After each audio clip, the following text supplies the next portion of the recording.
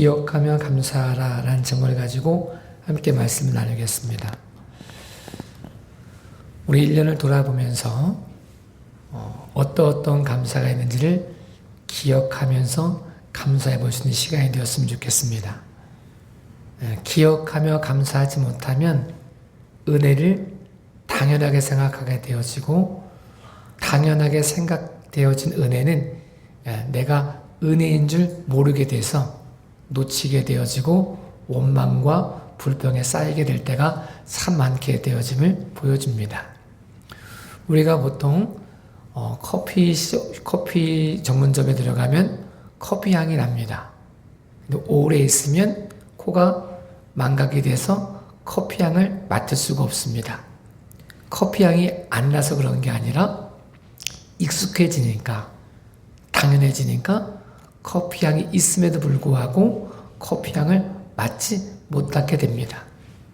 은혜를 당연하게 생각하면 감사하지 못하게 되어지고, 불평하게 되어지고, 또 원망하게 되어지고, 그래서 은혜를 잃어보고 난 다음에 그때 은혜가 있었지, 그때 이런 감사가 있었지 후회하게 됨을 우리가 경험하게 됩니다. 빙점이라고 하는 소설을 써서 유명해진 일본 작가가 있는데 그 여자가 미우라 야야코입니다. 근데 이 여인은 몸이 불편한 여인이었습니다. 혼자 움직이지도 못하고 굉장히 몸이 불편한데 이 여인을 사랑하는 남자가 생겼습니다. 그 남자가 여인에게 고백을 하죠. 나는 결혼해달라고 이야기합니다. 이 여자가, 미우라 야야코가 내가 건강하지 않은데 나를 궁이 되어가지고 결혼하면 싫다, 불쌍히 이런 게 사랑이 아니다, 거절을 계속했는데 남자가 끝까지 청혼해가지고 이 사랑이 꽃을 피웠습니다. 결혼을 했습니다. 미우라 야야코가 처음에 결혼을 해가지고 이 남자가 너무 고마운 거죠. 나같이 이렇게 부족한 사람을, 몸도 잘 움직이지 못하는 사람을 사랑해주고 청혼해주고 결혼해주고 일상을 도와주고 너무 고마운 거예요. 근데 시간이 가면서 이게 당연하게 느껴지기 시작한 거죠. 남편이 나와 결혼한 거 당연한 거고, 날 도와주는 거 당연한 거고, 당연하게 생각하니까 그 다음부터 남편에게 불평과 불만을 하게 되었다라고 그 여인이 고백하는 것을 들어보게 되었습니다. 수필을 통해서 읽어보게 되었습니다. 우리가 처음에 하나님이 허락하신 은혜에 감격해서 감동해서 예배를 드리고 찬양을 하고, 예배 드리는 게 너무 감사하고, 찬양할 수 있는 게 너무 감사하고, 기도할 수 있는 게 너무 감사하고, 먹고 마시고 움직일 수 있는 게 너무 감사해가지고 하나님께 막 찬양하다가 시간이 지나가면서 은혜에 익숙해지면서 나오는 건 감사가 아니라 원망. 하나님 이 공부 왜 안 주셨나요? 저 사람은 저렇게 해주는데 이건 나에게 왜 이게 없나요? 없는 것만 끊임없이 원망하게 되어질 때가 있다는 사실을 기억해야 됩니다. 우리는 기억하며 감사해야 됩니다. 이스라엘 백성들 출애굽하기 전에 종살이로 애굽에서 400년 동안 혹은 430년 동안 종살이하며 살았습니다. 얼마나 고통스러웠는지 말할 수가 없었습니다. 이 사람들이 너무 고통스러워서 부르짖기 시작한 거죠. 하나님, 우리를 구원해 주십시오. 우리 조상 아브라함을 통해서 언약을 지켜주십시오. 우리가 이 땅에 애굽에서 고센 땅에 살게 된 이유가 요셉을 통해서 왔다고 하는데 그 땅에 주신 언약의 말씀을 성취해 주십시오. 이들이 기도했습니다. 얼마큼 힘들었냐면 노동을 시키는데 아이를 못 낳게 하려고 노동을 아침부터 밤늦게까지 노동을 시켰습니다. 일하지만 않아도 좀 쉴 수만 있어도 좋겠다고 생각할 정도로 굉장히 힘들고 어려운 노동을 가졌습니다. 또 그걸로 끝나지 않고 아이를 낳고 나니까 산후조리하는 산모를 통해서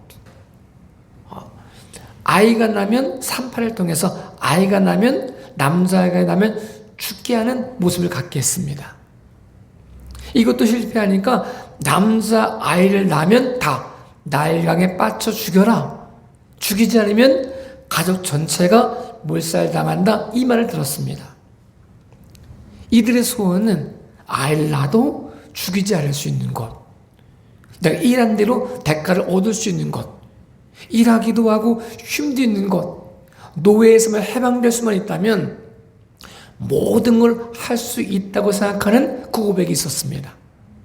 이 고백이 쌓여서 하나님이 모세를 통해서 그들을 출애굽시켜 주셨습니다. 출애굽시키실 때도 그냥 시켜주신 게 아니라 10가지 재앙을 내려주시면서 애굽 사람들에게 하나님이 구별된 백성이 어떤지, 고센 땅을 구별하면서 하나님의 힘을 보여주는, 경험하는, 모든 이스라엘 민족이 하나님을 단체로 경험하는 역사를 경험하게 되었습니다. 그런 기적이 날 때마다 애굽은 재앙이었지만 고센 땅에 머물러 있었던 이스라엘 백성은 축제의 시간이었습니다. 하나님이 우리를 이렇게 사랑하시네. 애굽의 종된 우리를 이렇게 사랑하시네. 그 큰 은혜 가지고 감사를 경험하게 되었습니다. 그 마지막 재앙, 10번째 재앙이 장자의 죽음인데, 애굽에는 말부터 어린아이부터 다 장자가 다 죽어버렸습니다. 왕에게 이르기까지. 그런데 이 고센 땅에 머물러 있는 이스라엘 백성에는 개미 새끼 한 마리 죽지 않았습니다. 큰 팔을 가지고 하나님이 이끌어내셔서 그들이 출애굽했죠. 얼마나 감동을 했을까요?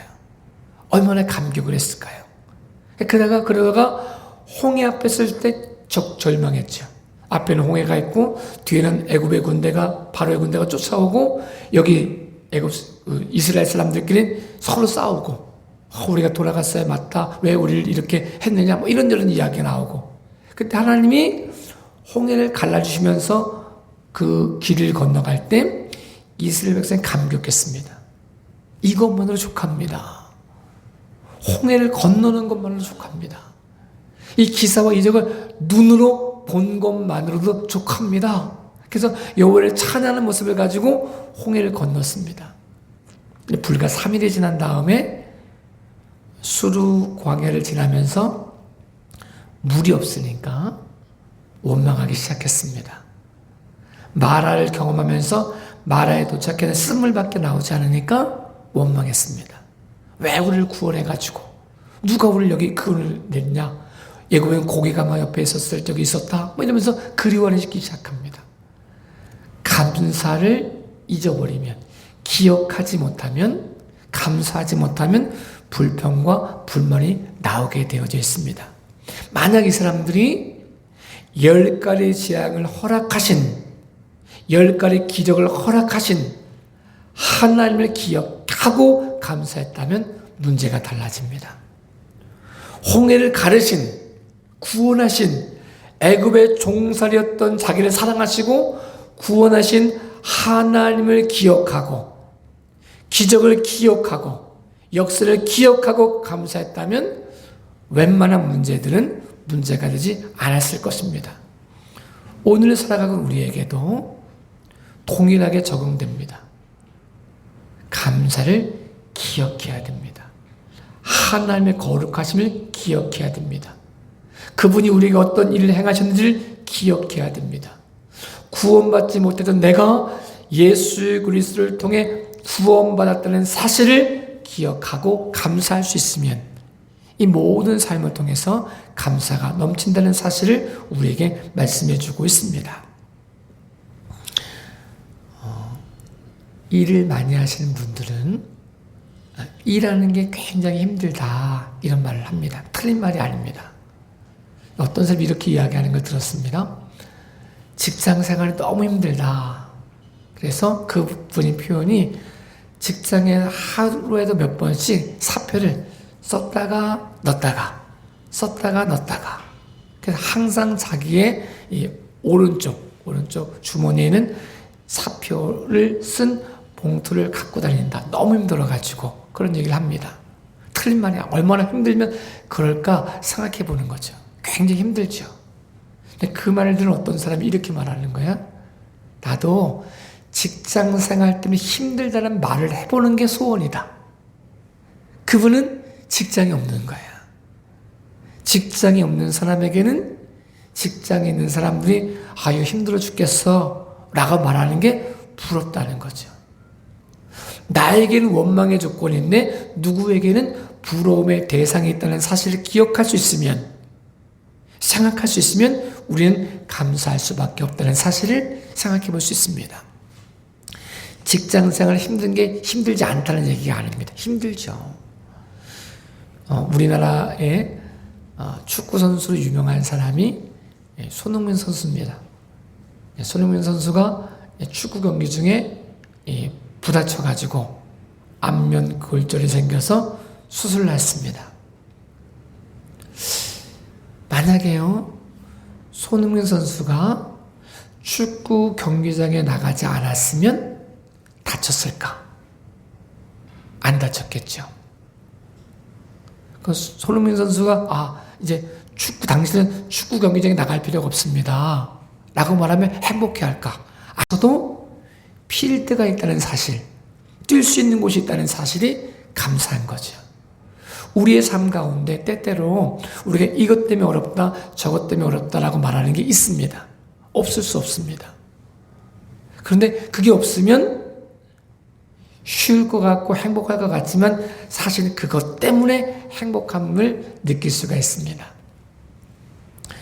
요즘에 사람들이 결혼을 잘 안 하기도 하고 못 하기도 합니다. 아이를 잘 낳지 않기도 하고 못 낳기도 합니다. 이런 말을 많이 합니다. 무자식이 상팔자다. 가지 많은 나무 바람잘 없다 라고 말합니다. 그분들을 시작해 봤을 때는 자식들은 애물단지 같은 거죠. 자기 피를 쪽쪽 빨아먹고 성장하는, 자기는 쇠약해지고 얘들은 커지는 이 기생충 같은 모습으로 보니까 무자식이 상팔자다라고 말하기도 하고 가지 많은 나무 바람잘 없다고 말하기도 합니다. 그런데요, 손흥민 선수에게 필드는 상처가 나는 곳이기도 하지만 필드 때문에 살아가는 의미가 있는 거죠. 자식을 키운다는 사실이 사실은 쉽지 않은 일이지만 자녀 때문에 힘을 얻는 것이 있다는 거죠.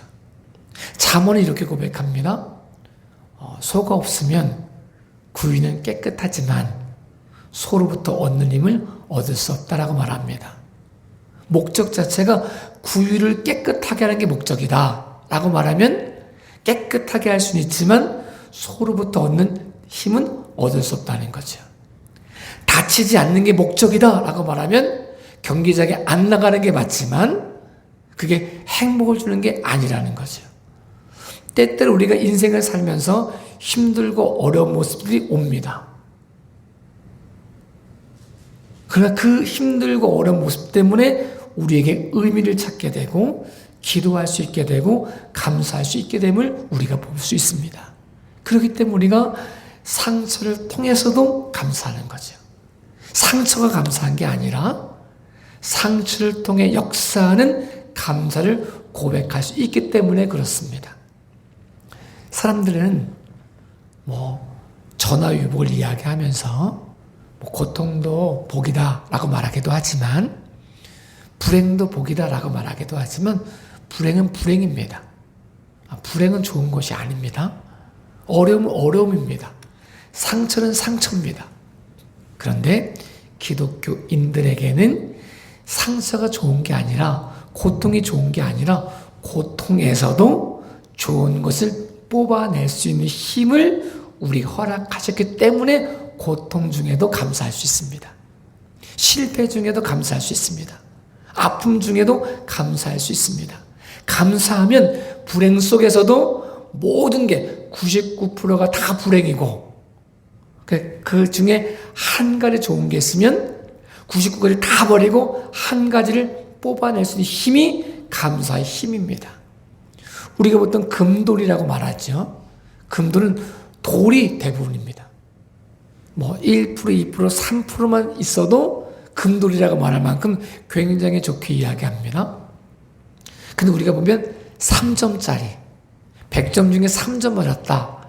이거 자녀가 3점 맞아왔어요. 칭찬해줄 부모가 있을까요? 와, 3점이나 맞았네. 이렇게 말할 사람이 거의 없다는 거죠. 97점을 틀린 거니까. 3점만 맞은 거니까. 그럼 이 사람은 낙제점이거든요. 그런데 그 아무것도 아닌 거 97%의 나쁜 것이 있다 할지라도 거기서 아니 99%의 나쁜 것이 있다 할지라도 1%의 좋은 것을 추출해 낼 수 있는 게 감사의 힘입니다. 불행 속에서도 어려움 속에서도 고통 속에서도 모든 사람의 고통이다라고 말할 그 순간에도 거기서도 감사를 통해서 좋은 걸 뽑아낼 수 있는 힘이 우리에게 있다는 사실을 기억해야 됩니다.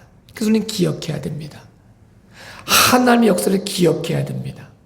모든 사람이 불행이라 말해도 우연히 불행이 온 것이 아니고 실수로 불행이 온 것이 아니고 전지하시고 전능하신 하나님이 나를 사랑하신 하나님이 우리를 사랑하신 하나님이 허락하신 것이라면 그 속에 반드시 계획이 있다. 이 사실을 알고 감사하면 기억하며 감사하면 99%의 나쁜 것은 사라지고 1%의 좋은 것이 우리의 삶 가운데 유익을 준다는 사실을 기억할 수 있는 저와 여러분의 삶이 되어질 수 있기를 예수님의 이름으로 축복합니다.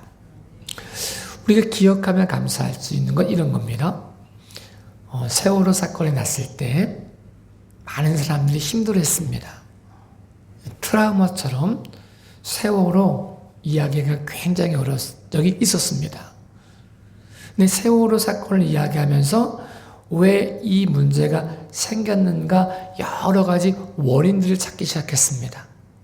왜 큰 배가 이렇게 좌초됐는가? 뭐 이런 원인, 저런 원인들 찾는데 그 중에 한 원인은 배 평형수로 쓰는 물을 안 채웠다는 거죠. 가득 채우지 않았다는 거죠. 보통 배를 만들 때 이 배가 화물이나 사람이 타면 이 사람을 태워가지고 균형을 잡기 위해서 한쪽으로 쏠리면 배가 넘어지잖아요. 균형을 잡기 위해서 바닷물을 채워서 평형을 맞추는, 균형을 맞추는 모습을 갖습니다. 이게 선장의 입장에 봤을 때는 굉장히 불합리해 보일 수 있습니다. 무게를 많이 가지고 가면 기름 많이 들거든요. 그러니까 평형수가 없으면 좋은 거죠. 가볍게. 그런데 이 평형수가 없으면 조그마한 바람이 불어도 한쪽으로 쏠리기 시작하면 배가 좌초, 침몰, 조금 부딪히기도 하거나 바람이 불면 침몰할 수밖에 없는 모습이 되어진다는 거죠. 그래서 우리가 평형수가 있다는 사실, 이 사실이 평상시는 짐처럼 보입니다. 저것만 없으면 행복할 텐데, 저것만 없으면 힘이 날 텐데, 저것만 없으면 날아갈 수 있을 텐데, 여러 생각들을 가질 수가 있습니다. 그런데 사실 알고 보면 고통처럼 보이는 그것이 우리를 살리고 있는 모습이 된다는 사실도 알 수 있습니다. 1년의 삶을 돌아보면서 우리 삶 가운데는 고통처럼 보이는 평형수, 오뚜기가 넘어져도 다시 일으키는 그 중심을 다는 무게, 이 무게가 힘들어 보일 수 있거든요. 이거를 우리에게는 십자가다라고 표현합니다. 그리스도인들에게는 각자에게 주어진 십자가가 있습니다. 평상시 이 십자가는 무거운 것처럼 보입니다. 이것만 없으면 날아갈 수 있을 것 같고, 이것만 없으면 행복할 것 같고, 이것만 사라지면 모든 문제가 해결될 것 같은 모습이 있다는 거죠. 마치 연줄 때문에 날아가지 못하는 것처럼 이 줄만 끊어지면, 이 줄만 없으면 하늘 높이 날아갈 텐데 라고 생각하는 것 같습니다. 우리가 알고 있는 것처럼 연줄이 연을 못 날아가게 막는 게 아니고 연줄 때문에 연이 날 수 있다는 사실을 우리는 압니다. 연줄이 끊어진 연은 금방 좀 더 올라가는 것 같지만 땅으로 떨어진다는 사실을 우리는 알고 있습니다. 우리 십자가가 그런 것입니다. 고통이 그런 것일 수 있습니다. 1년을 살아오면서 얼마나 많이 힘들고 어려웠을까요? 이 문제만 없으면, 이 평형수만 없으면, 이 무게만 없으면, 이것만 없으면 홀가분한 마음 가지고 살 수 있었을 텐데 라고 말하는 수많은 것들이 있었을 것입니다. 그런데 우리는 기억해야 됩니다. 이 모습이 하나님 우리를 구속하기 위해서 주신 것이 아니고 구원하기 위해서 주셨다는 사실을 기억하며 감사할 수 있는 저와 여러분의 삶이 되어질 수 있기를 예수님의 이름으로 축복합니다. 우리의 삶 전체를 통해 말씀하시는 것들이 있습니다. 우리의 삶 전체를 통해 역사하시는 것들이 있습니다. 저것만 없으면 좋겠다고 생각할 수 있는데 그것 때문에 우리가 살 수 있다는 사실을 말씀해 주고 있습니다. 이 이야기를 사도 바울이 이렇게 고백합니다. 사도 바울에게는 가시라고 표현되어진 아픔이 있었습니다. 제가 자주 얘기했던 부분이지만 이 가시는 안질이라고도 하고 간질이라고 말하는 성경학자가 있을 만큼 굉장히 어려운 질병이었습니다. 근데 이것 때문에 사도 바울이 간절히 기도하기 시작합니다. 하나님, 이것만 없으면, 이 가시만 없으면 좋겠습니다. 이 가시를 내게서 제거해 주십시오. 아주 우리로 말하면 하나님 이 단점만 없으면, 이것만 없으면 내가 날개치고 날아갈 수 있을 것 같습니다.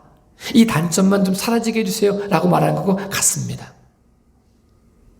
그런데요, 사도 바울에게 주신 은혜는 사도 바울에게 이렇게 말씀하십니다. 사도 바울아, 그게 너를 지켜주고 있는 평형수야. 네가 넘어져도 다시 일으켜줄 수 있는 중심을 갖게 할 무게야. 네가 자고하지 않게 하기 위해서, 하나님께 버림받지 않기 위해서 주신 은혜가 너무 커가지고 연줄이 있어야 날아갈 수 있는 것처럼, 끊어지지 않는 연줄이 연을 날릴 수 있는 것처럼 이 줄이 너를 살릴 수 있는 줄이야. 이 가시가 너를 살릴 수 있는 줄이야. 가시야. 라고 응답을 경험하게 됩니다. 그랬더니 그 모습을 감사로 고백합니다. 기억하며 감사합니다. 맞지. 내 인생 속에 이 가시는 나를 살리는 가시지. 기억하는 거죠. 하나님이 나에게 가장 좋은 것을 허락해 주셨지. 기억하는 거죠. 이 기억을 통해서 감사하게 되고, 감사하니까 어려운 일이 생겨도 다시 기억하게 되고, 또 감사하게 되고, 감옥에 갇혀서도 감사하게 되고, 매를 말해도 감사하게 되고, 순간의 순간에까지도 감사하게 됐던 것들을 우린 기억할 수 있습니다. 우리 인생을 살면서 참 많은 것들이 있습니다. 저것만 없으면 라고 이야기하는 것들이 혹 있을 수 있습니다. 근데 그것 때문에 우리가 살고 있는지도 모르겠습니다. 그것 때문에도 기도하게 되고, 그것 때문에도 하나님 바라보게 되고, 그것 때문에도 무릎 꿇게 된다면 그것이 저주가 아니라 불평거리가 아니라 감사의 조건이 될 수 있다는 사실을 우리에게 말씀해 주고 있습니다.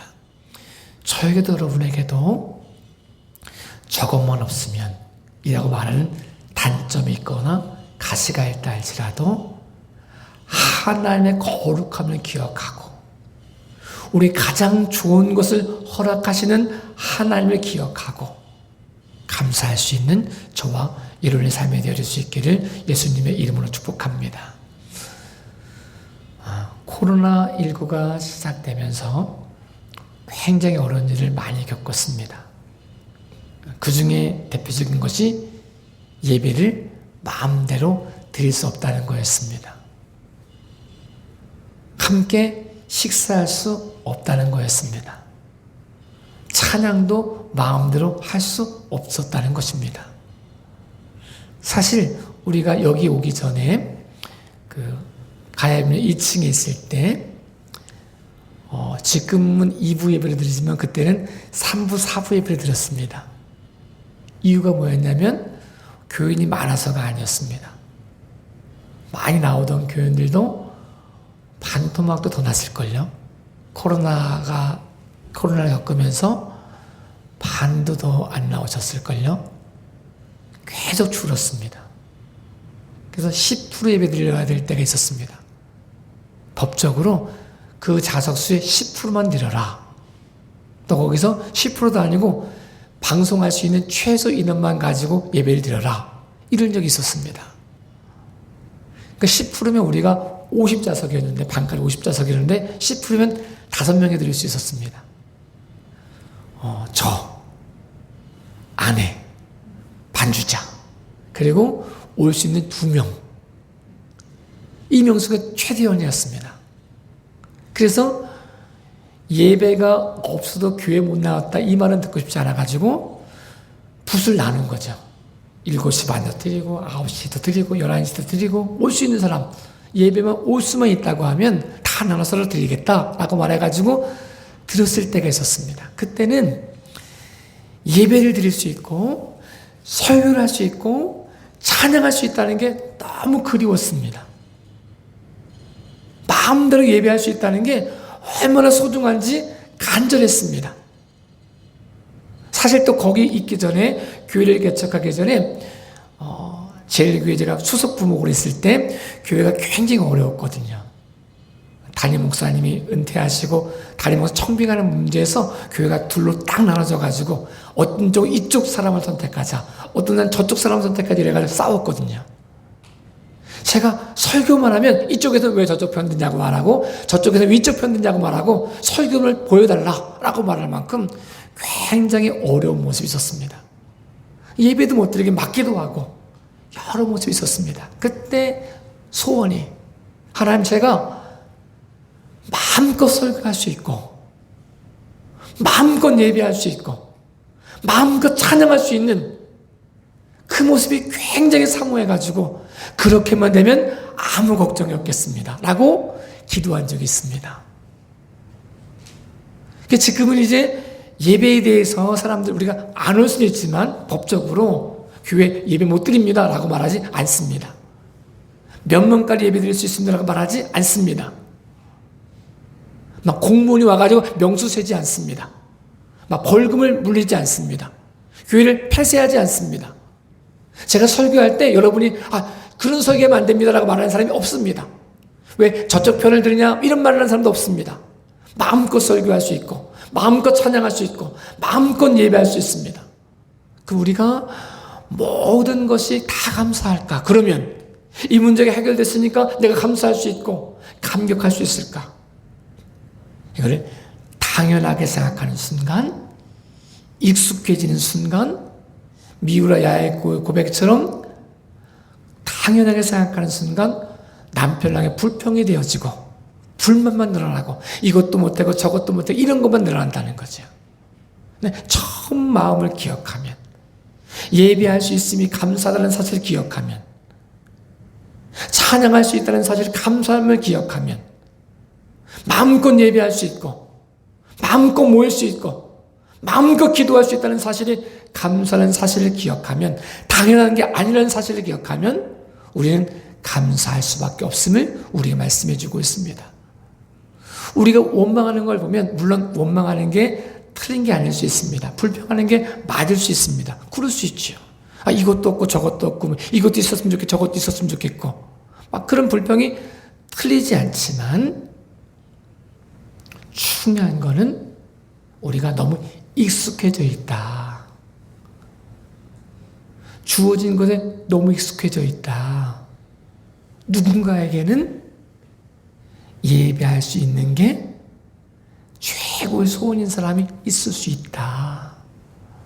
봉사할 수 있는 게 최고의 소원인 사람이 있을 수 있다. 자기 마음대로 움직이고 먹고 마시고 화장실 가고 우리 너무 당연한데 누구에게는 평생 소원인 사람이 있을 수 있다라는 것을 기억해야 됩니다. 우리가 잘 알고 있는 헬렌 켈러가 그런 고백을 하죠. 단 3일만 볼 수 있으면 우린 보는 게 너무 당연하고 만지는 게 너무 당연하고 말하는 게 너무 당연하고 움직이는 게 너무 당연한데 어떤 사람에게는 한 번만 걸어볼 수 있으면, 한 번만 볼 수 있으면, 한 번만 느낄 수 있으면 소원이 없다고 말하는 사람들의 고백도 있다는 사실을 기억해야 됩니다. 우리는 이제 기억하면 감사해야 됩니다.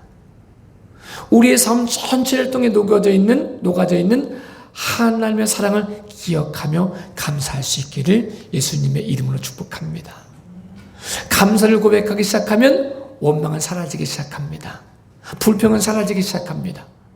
불평과 원망이 나타났다는 사실은 뭐가 없어졌기 때문에가 아니라 익숙해져 가지고 못 느끼고 있다, 이겁니다.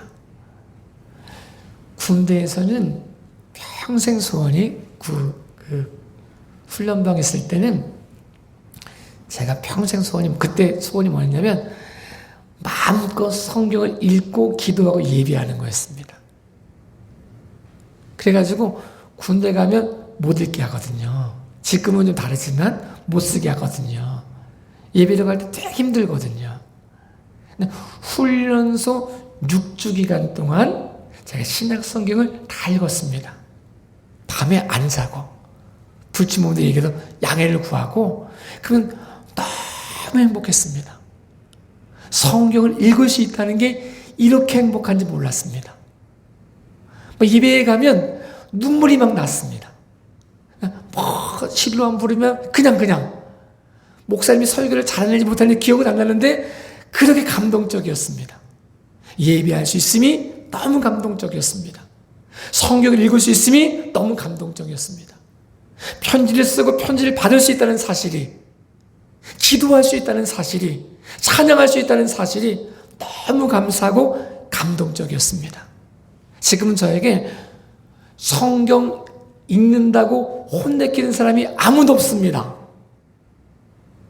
성경 안 읽는다고 혼내키는 사람이 있을 수 있어도 성경 왜 읽냐라고 말하는 사람은 아무도 없습니다.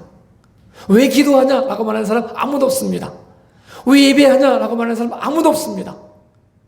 그때 간절한 소망이 마음껏 기도하고, 마음껏 찬양하고, 마음껏 성경 읽고, 마음껏 예배하고, 마음껏 설교하는 것이 평생의 소원인 적이 있습니다. 그 소원이 저에게 다 이루어졌습니다.